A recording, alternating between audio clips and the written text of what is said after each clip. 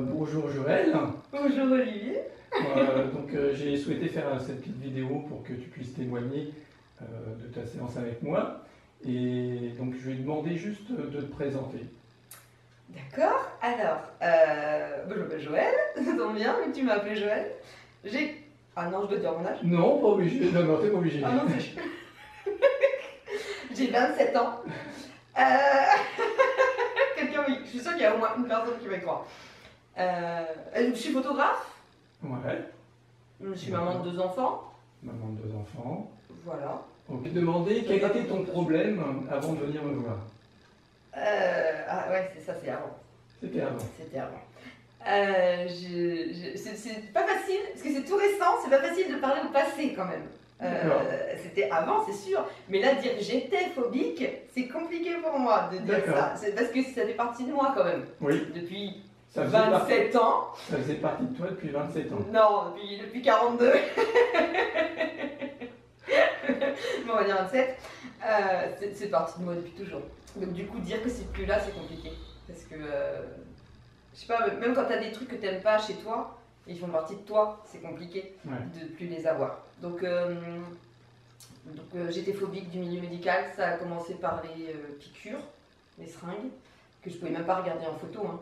C'était pas possible. Et quand à la télé, je me rappelle, ils disaient tous les ans pour la grippe, ils disaient faites-vous vacciner, les seringues d'abord, et puis petit à petit, ça s'est généralisé à tout ce qui est médical et qui peut, même les trucs genre masseuse ou trucs comme ça, tout ce qui peut être un truc physique où je me dis attention. Aussi quand on te touchait le corps. Qu'elles avaient une blouse. Enfin vraiment, c'était vraiment.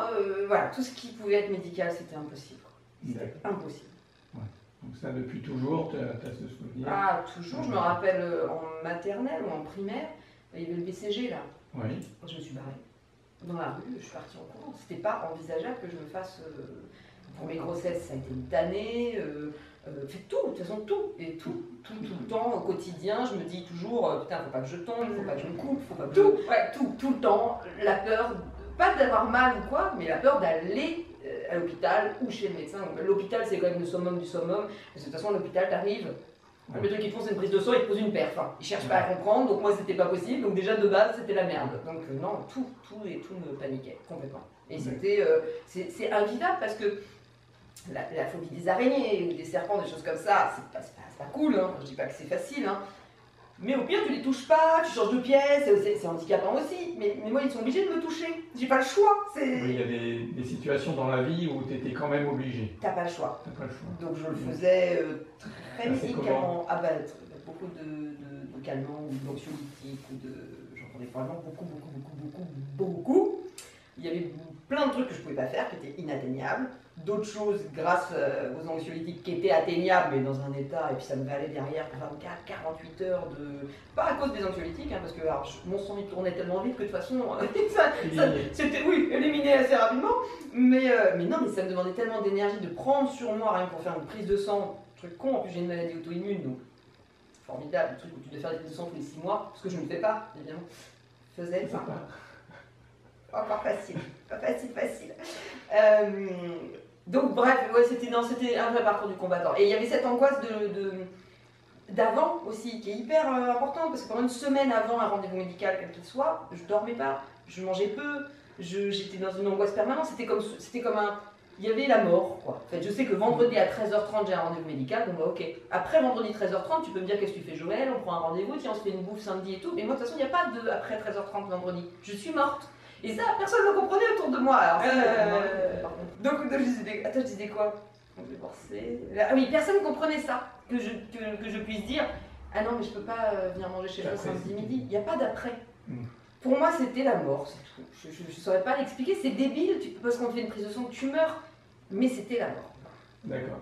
Alors maintenant, qu'est-ce qui ça a changé? Et bah, truc de bouffe, en fait. Je peux dire que quand je suis venue te voir, oui, tu peux. Quand je suis venue te voir, je me suis dit que tu m'avais bien empapaouté quand même. Je me suis fait ton petit chèque là et je me suis dit.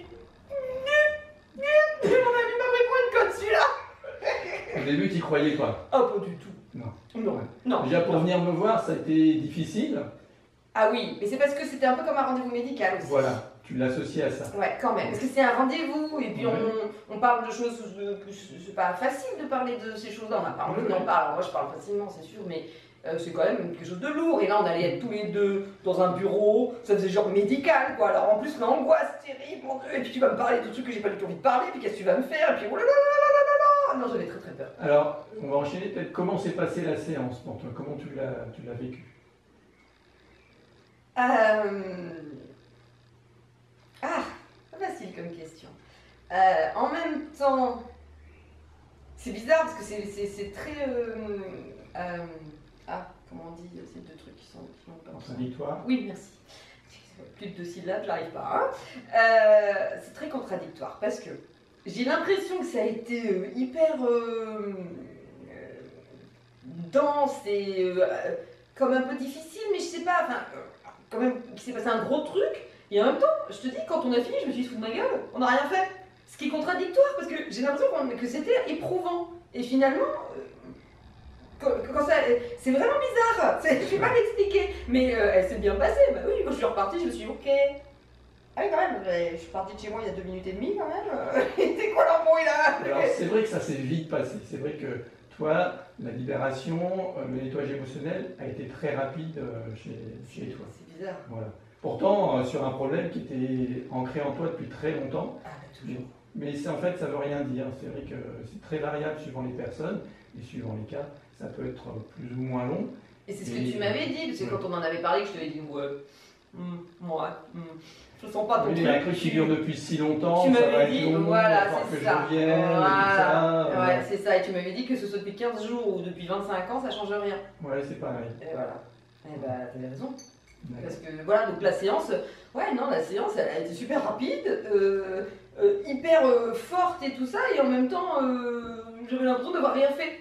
Donc c'était un peu bizarre. Et je suis repartie en me disant que, comme je suis plutôt ouverte, je me dis, on sait jamais. Je suis un peu positive, je me dis, ça va peut-être marcher. Mais et du coup, après, je t'ai demandé de te confronter et d'observer ce qui a changé. Donc, qu'est-ce qui a changé? Et c'est ça. Et bien après, j'avais un rendez-vous médical, mais qui n'était pas très invasif pour le coup. Quelques jours après, tu avais un rendez-vous? Ouais, je sais plus. Je crois 4-5 jours après. Moi, je crois qu'on s'est vu un vendredi et c'était le mardi. Voilà, c'est ça. Voilà, c'était ça. Et je me suis dit, c'était pas invasif, donc bon, voilà. Mais habituellement, ça m'aurait déjà pétrifié parce que je me serais dit, oui, mais peut-être qu'elle va vouloir faire ça, ou peut-être que, mais peut-être que, mais si, mais. Voilà, ça aurait été explosion de mon cerveau. Et là, rien. Pas d'explosion. C'est-à-dire que là où il y avait plein de choses avant, d'un coup, il y avait du vide. Et je savais pas quoi y mettre à la place en fait. Et du coup, c'est compliqué parce que je savais pas trop bien. Alors bon, quand je réfléchis trop, je pouvais pas juste lâcher l'affaire. Je pouvais pas juste dire, il n'y a rien. Non, c'est moi, donc je réfléchissais, mais comment ça se fait, nanana. Et puis, j'avais beau réfléchir, le stress venait pas, quoi. J'essayais pourtant très fort, mais il n'y avait rien à faire. Donc rien. Pour ce rendez-vous, est-ce que tu as pris des anxiolytiques? Du tout. Ma meilleure amie qui vient avec moi à tous les rendez-vous médicaux parce que je peux pas conduire, je peux pas puis elle reste avec moi par sécurité parce que moi j'ai peur que je suis un lapin dans les phares d'une bagnole. Hein, voilà. Elle est venue me chercher et tout, elle m'a regardé, elle m'a fait ça va? Je dis ouais. C'est bizarre. Je dis je le sais. Je dis bon ok, on est monté dans la voiture et blablabla, on a parlé alors que d'habitude elle m'emmène à un rendez-vous médical. Je suis comme ça, tout du long. J'essaie de me dire, respire. D'un coup, je reprends une grande bouffée, et puis pendant 2 minutes, je respire plus. Et puis là, en fait, je parlais, comme si on allait faire des courses, quoi. Et puis, arrivé là-bas, je voyais bien que des fois, elle me jetait un coup d'œil en se disant, je dis rien parce que je veux pas lui faire monter son stress, mais en même temps, qu'est-ce qui se passe? C'est bizarre. On est arrivé là-bas, et la nana que j'ai eue, la Toubib, direct, elle dit à ma meilleure amie de partir. Truc qui d'habitude. Mais c'était même pas envisageable quoi. Genre j'arrive avec ma meilleure amie, on dit ah non par contre vous restez dans la salle d'attente. Ah ben moi je taille hein. Et là elle lui dit non par contre vous restez dans la salle d'attente et tout. Alors mon amie me regarde, elle fait ça va aller. Bah j'ai dit, t'es sûr hein? Bah écoute je crois, je suis même pas si bizarre. Et puis elle s'en va et j'ai parlé avec la Toubib pendant je sais pas combien de temps. Bon tout s'est passé. Ah non j'ai eu non c'est pas vrai, j'ai eu petite montée d'angoisse à un moment. J'aurais bien été plongée me prendre un petit anxiolytique et puis elle me regardait quand même, je me suis dit merde maman. Et puis du coup j'ai réussi à gérer. Bon, j'étais pas très fière de ce moment-là, je me suis dit, ah, merde, voilà. Et quand je suis redescendue, ma meilleure amie m'a dit, mais tu rêves de quoi en fait? Elle me dit, tu te rends compte un peu du progrès de ouf? Je dis, oui, mais pourquoi j'ai eu ce petit coup de ça? Elle dit, mais lâche l'affaire. Elle me dit, on a pris la voiture, on a roulé, t'as blablaté, dans la salle d'attente t'as blablaté, on monte, la meuf elle te dit, par contre la meilleure amie elle s'en va. Et toi tu fais d'accord, et tu vas t'asseoir et tu parles avec elle, je t'entendais rigoler d'en bas et tout. Enfin, on me dit, tu te rends pas compte? Elle me dit, donc maintenant tu rentres chez toi et tu fais ta vie quoi. Et je dis, bah ouais. Alors bah voilà, la journée est passée. Et je t'ai appelé, ou je sais plus, c'est toi qui m'as appelé, je sais plus. Et tu m'as demandé comment ça s'était passé. Et je t'ai dit, bah bien, mais je sais pas. Enfin, et puis en même temps, elle m'a rien fait. Et... Il y avait encore une période, tu croyais pas vraiment. En non. fait, ce changement était tellement important en une seule séance que tu n'y croyais pas vraiment. Non. Tu te disais, mais ça va changer. Et ouais. Ça, voilà. Et je veux voir plus, en fait, ce que tu me disais. Oui, c'est ça. Je veux voir le prochain rendez-vous pour voir si ça dure. Pour voir si... Et puis voir si quand j'ai... Enfin, si j'ai un truc invasif, où il y a un vrai... il se passe des choses, si je réagis de la même façon, quoi. Et entre-temps, il y a eu un autre rendez-vous médical qui s'est greffé, dont je ne t'ai pas parlé d'ailleurs, qui s'est greffé dessus, où, pareil, je n'aurais jamais pu faire ce que j'ai fait. C'est-à-dire que déjà, je l'ai oublié, le rendez-vous. Je ne sais pas si tu te rends compte. Tu ne peux pas te rendre compte. Vous ne pouvez pas non plus. Mais moi, je m'en rends compte, j'ai oublié le rendez-vous. Pendant toute ma vie, quand je voyais mes potes dire « Oh putain, j'ai rendez-vous, j'ai oublié, j'ai rendez-vous chez le dentiste, à la vache !» Je les regardais, je me disais « Comment ils... » Enfin, j'étais jalouse, quoi. Je les admirais, je les trouvais... Je me disais, mais comment ils font un truc pareil? Mais moi, je peux pas oublier. J'ai même pas besoin de marquer le rendez-vous. Hein. De toute façon, il est inscrit là, tu sais, avec un cutter.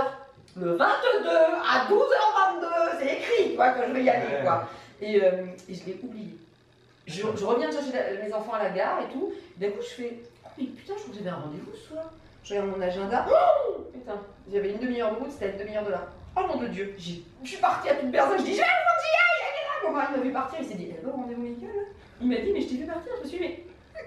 J'ai pris la bagnole, je suis arrivée là-bas, bonjour, et nanana. Je suis arrivée dans son cabinet, et je m'attendais pas à ce que ce soit aussi médical pour le coup. C'était un ORL, et je me tournais, pas un truc plutôt au cabinet, généraliste. Et en fait, il fait beaucoup d'interventions, cet ORL, genre cautérisation. Voilà. Et après, il m'a dit, bon, on s'assoit et tout, nana. Il a commencé à me faire des trucs, tympo, truc, il a aspiré mon tympan avec un machin, il a fait... Mais ça, c'était même pas... Puis j'y suis allée toute seule, quoi. Ouais. Et après, au revoir monsieur, au revoir madame, j'ai pris ma voiture, je suis rentrée à la maison. Ouais.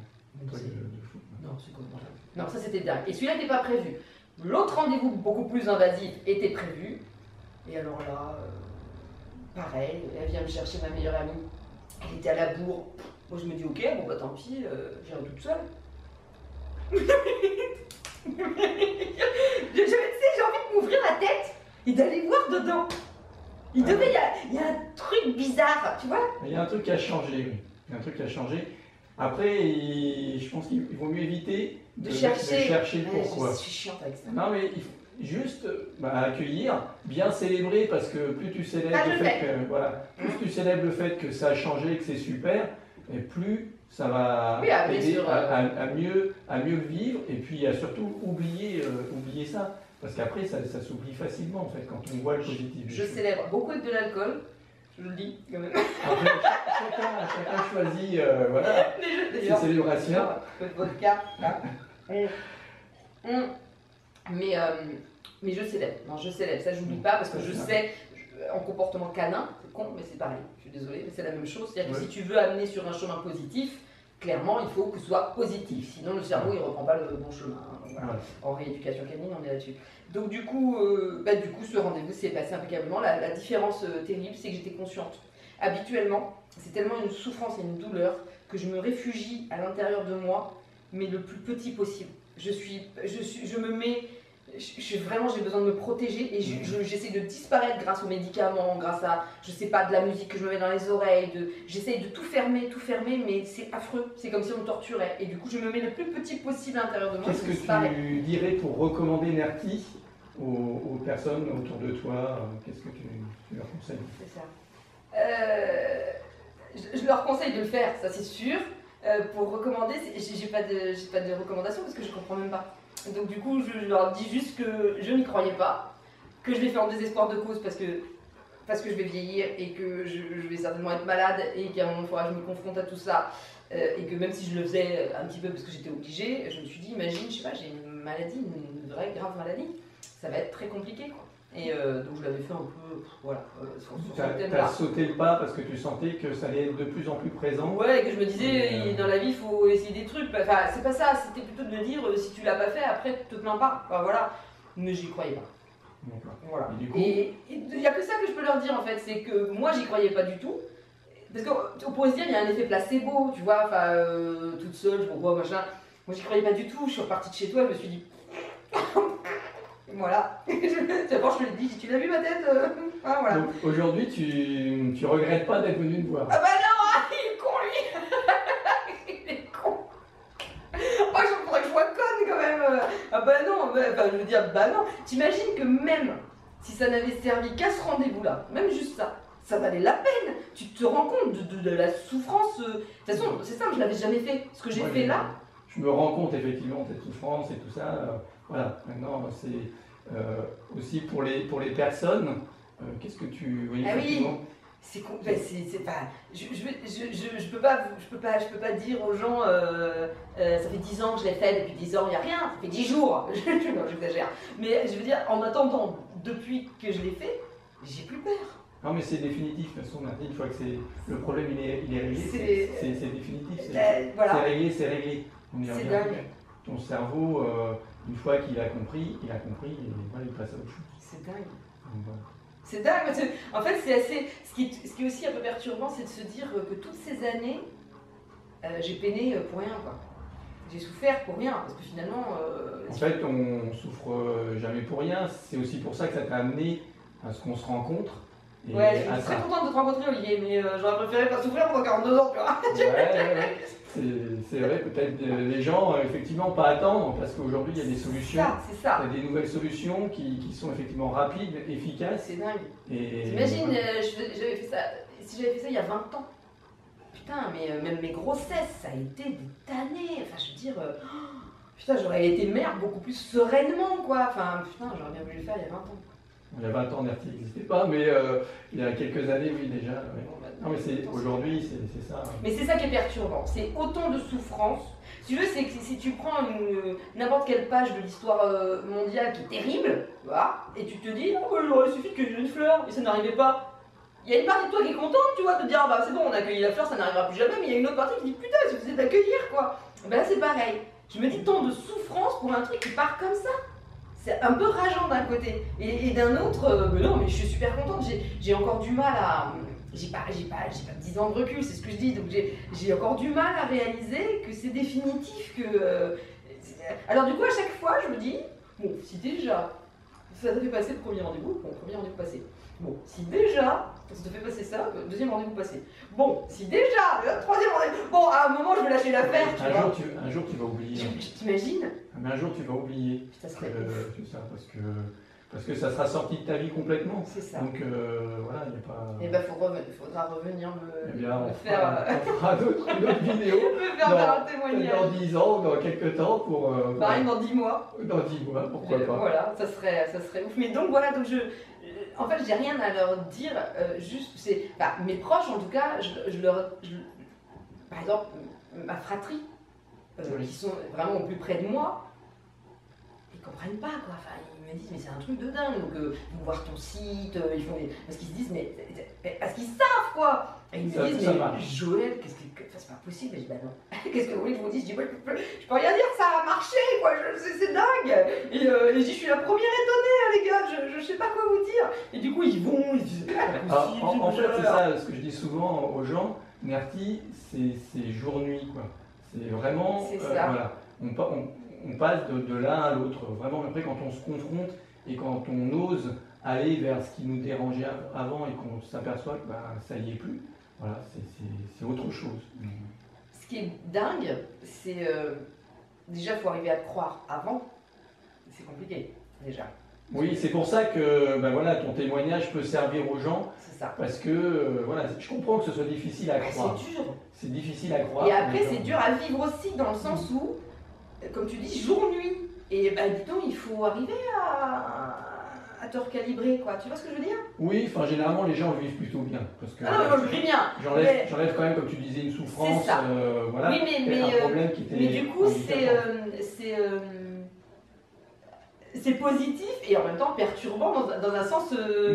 C'est comme quand tu vas en vacances, quoi. Tu vois, tu te dis, bon, c'est les vacances, quoi. C'est cool, c'est les vacances, mais c'est les vacances, sauf que visiblement ça dure. Alors mais c'est cool, hein. Je suis contente quand je repartirai pas en arrière. Hein. Mais voilà. Mais effectivement, oui, c'est ce changement. C'est vrai que ça change. Énorme. Et du coup, ce changement, après.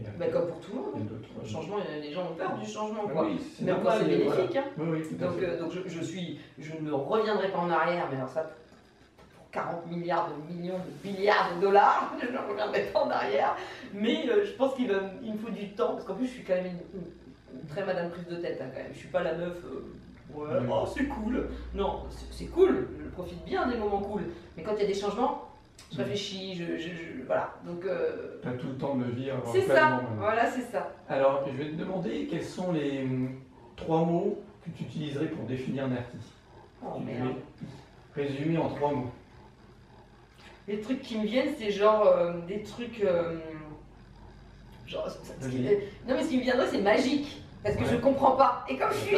J'en reviens toujours à ça, j'aime bien comprendre. Magique. Ouais, magique. Il y en a un que je peux choisir en disant que j'espère. Ouais. Définitif. J'aimerais bien. Ouais, ça, je te garantis. Oh putain, j'aimerais bien, putain. Donc, si c'était ça, c'est double magique. Donc, magique, définitif et salvateur, parce que ça m'a sauvé, parce que là on en rigole et tout ça, parce que c'est cool, je veux dire, voilà, c'est ça, mais ça c'était dur, quoi, c'était vraiment dur, et c'est à la hauteur du changement, tu vois ce que je veux dire, c'est que voilà, je pense que plus c'est ancré, plus le changement radical, en plus radical, je peux dire 4 mots, radical. Je peux dire 6 mots. Alors, magique, définitif, radical et salvateur. Ouais. C'est ça. Ça me paraît bien. Ouais. Bon. Bah, moi aussi, ça me paraît bien. En tout cas, je te remercie pour ce témoignage, pour ta participation. Et puis, voilà. Ah bah, c'est pas toi qui dois me remercier. Ah, si. Bah non, hein. Je vois pas pourquoi. Je veux dire, s'il y a quelqu'un qui doit remercier, c'est moi. Enfin, tu viens dans la vie des gens comme ça, je sais pas comment tu fais dans la vie d'habitude. Voilà. Ouais. En tout cas, tu t'es venu dans la mienne, genre comme ça, et pour un truc de ouf, et puis t'es reparti, quoi. Tu vois, ça a genre duré salut, bonjour, au revoir. Mais tu te rends pas compte que. Alors, je sais pas pour les autres, mais nous, notre vie, elle change de ouf, quoi. Moi aussi, je m'en rends compte, hein, parce que moi aussi, je l'ai vécu, donc je m'en rends compte. Non, moi, je te remercie de ta confiance et de dire, de parler de ton expérience, voilà. C'est rien. Faut pas qu'il y ait la phobie, c'est rien. Crois-moi. D'accord. En tout cas, merci beaucoup. Merci à toi, alors. Au revoir. Ah, on peut dire au revoir. Au revoir.